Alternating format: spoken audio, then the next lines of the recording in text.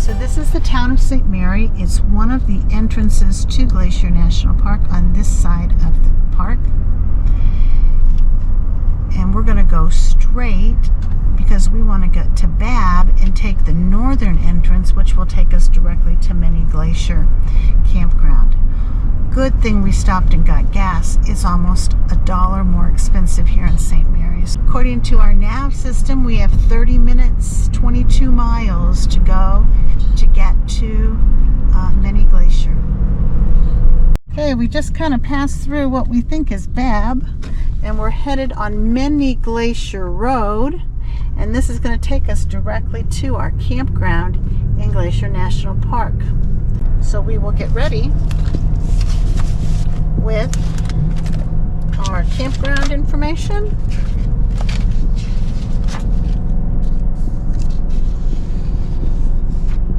and our park pass.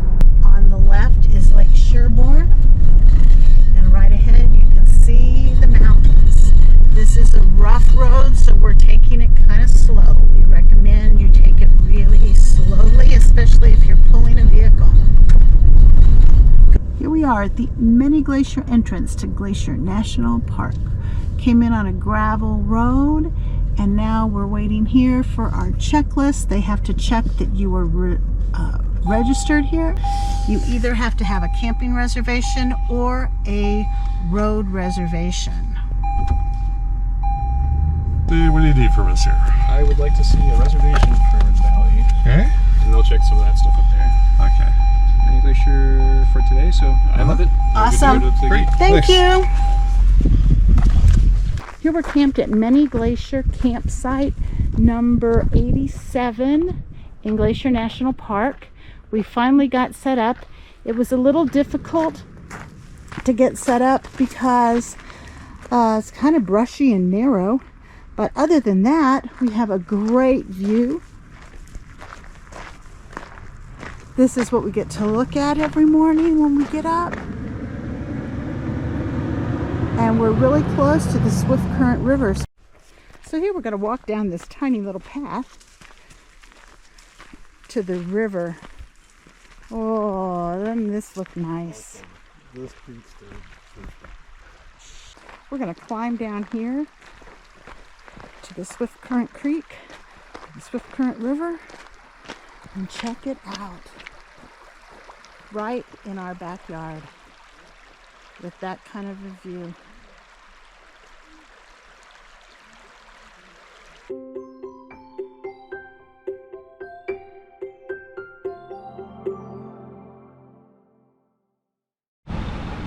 So if you pass up the Many Glacier Campground sign, you'll come up to the Swift Current Motor Inn. The Swift Current Motor Inn has a restaurant and it has a gift shop, and you can rent cabins here, and behind the cabin area is an area where you can pay for public showers. There are no public showers in the campground itself, though you can get fresh water and there is a dump station. This is where you come to get ice cream, and this is where you come to pick up the trails.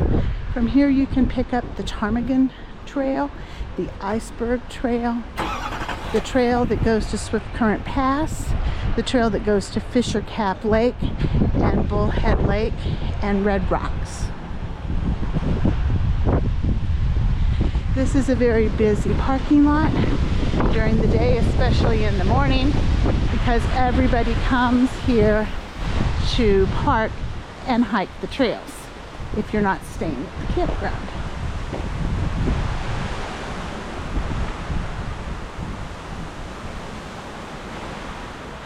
They have ranger programs in the evenings.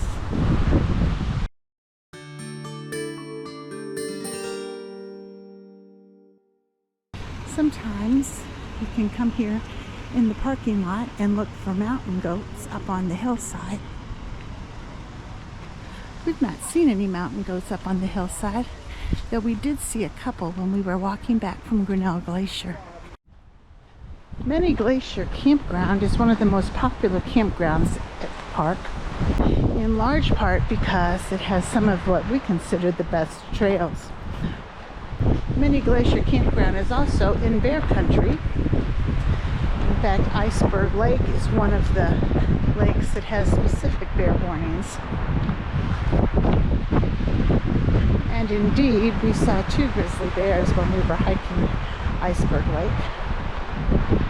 It's also close to the trailhead for Grinnell Glacier, which is a very popular hike for a lot of people. So it's really convenient to be located here. Mini Glacier is reservation-only campground, so you have to make a reservation to stay here. And reservations can be difficult to get. What we noticed was a lot of people were hopping campsites, so they may have gotten a reservation for one campsite for a couple days and then have to move to another campsite, sometimes in the same campground, sometimes even in different campgrounds.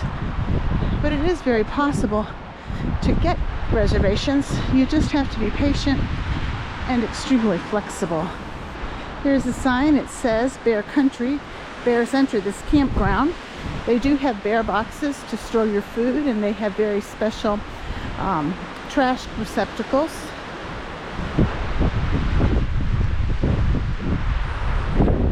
The first night we were here, they did not allow any soft-sided camping because they had had a bear enter the campground. And then the next couple days they were busy tracking that bear to make sure that the bear left the area before they opened it up to soft-sided camping. Again,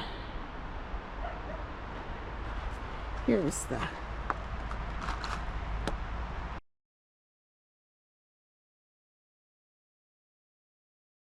other animal that frequents this campground is moose. Just down the way, about a mile, is Fisher Camp Lake, where you can almost always find moose. And we've had actually a moose walk through our campsite twice in this trip here. They do have a backcountry hiker-biker site, and a site for people who are going backcountry and going to camp out as a backpacking. Also have, if you notice, you can use generators here at this campground for 2 hours in the morning, 2 hours in the afternoon, and 2 hours in the early evening, right around meal times.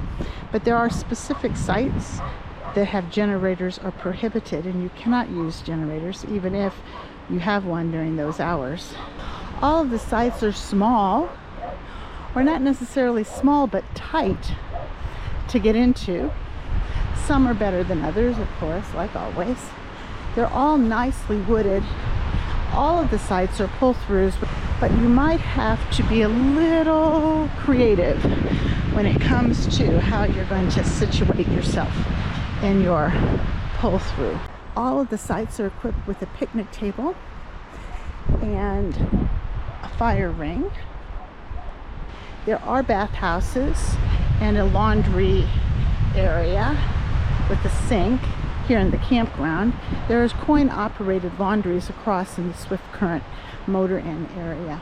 A lot of the sites provide enough space that you don't feel like you're camping right on top of somebody, so that's really a plus with the way they have the campsites arranged. You notice they have food storage, so if you are tent camping, they encourage you to put your food in the food storage box because you don't want to leave anything in there for bears to find or raccoons. So you just put your things in there in a tub or somehow. They are located around the park. It looks like a lot of the very spacious places are in the middle of the camp. On the edges of the camp, you have a great view of the mountains that surround the area. They have trash, bear-proof of course, and they have recycling. In a couple of places, they have water spigots like this red one, where you can fill up your tank. You can also fill up your tank over by the dump station. Check out here the dump station. But this is the non-potable water to do the dump. And here they have nice instructions. And then here's clean water to fill your domestic tank. This is site number 21. This is our friend's site.